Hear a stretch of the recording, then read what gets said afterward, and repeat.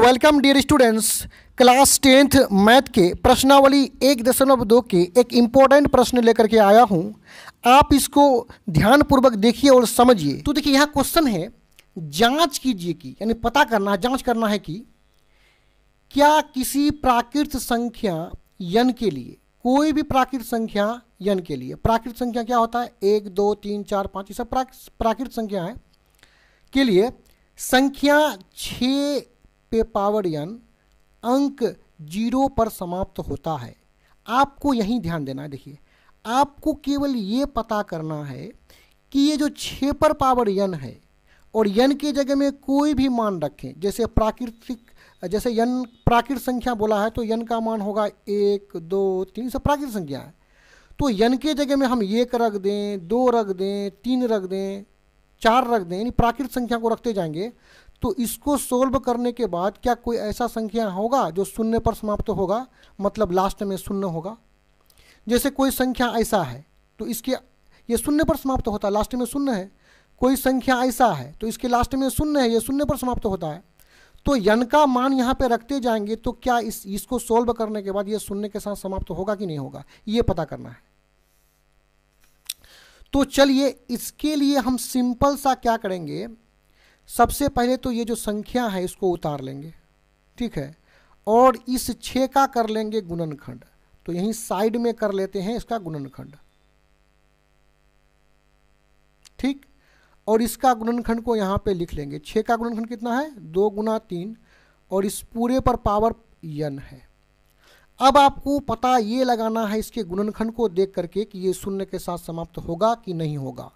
पता कैसे लगाना है मैं आपको आगे बता रहा हूँ। देखिए यहाँ 10 को देख रहे हैं, ये शून्य के साथ समाप्त हुआ है। ये 20 ये भी शून्य के साथ समाप्त हुआ है। ये 30 ये भी शून्य के साथ समाप्त हुआ है। यहाँ पे 100 ये भी शून्य के साथ समाप्त हुआ है। और सबका हम जो अविभाज्य गुणनखंड यहाँ पे किए हैं, सबके गुणनखंड को देखिए। सबके गुणनखंड में 2 और 5 शामिल है। 20 के भी गुणनखंड में 2 और 5 शामिल है। 30 के भी गुणनखंड में 2 और 5 शामिल है। हाँ भले 3 और अतिरिक्त शामिल है, उसमें कोई दिक्कत नहीं, लेकिन 2 और 5 शामिल होगा ही। 100 के भी गुणनखंड में 2 और 5 शामिल है। मतलब ये हुआ कोई संख्या यदि शून्य के साथ समाप्त होता है तो उसके गुणनखंड में 2 और 5 शामिल रहता है। ये कंडीशन है। अब उसी बात को यहां पे लिखेंगे, कोई संख्या शून्य के साथ समाप्त होता है, शून्य के साथ समाप्त होता है तो उसके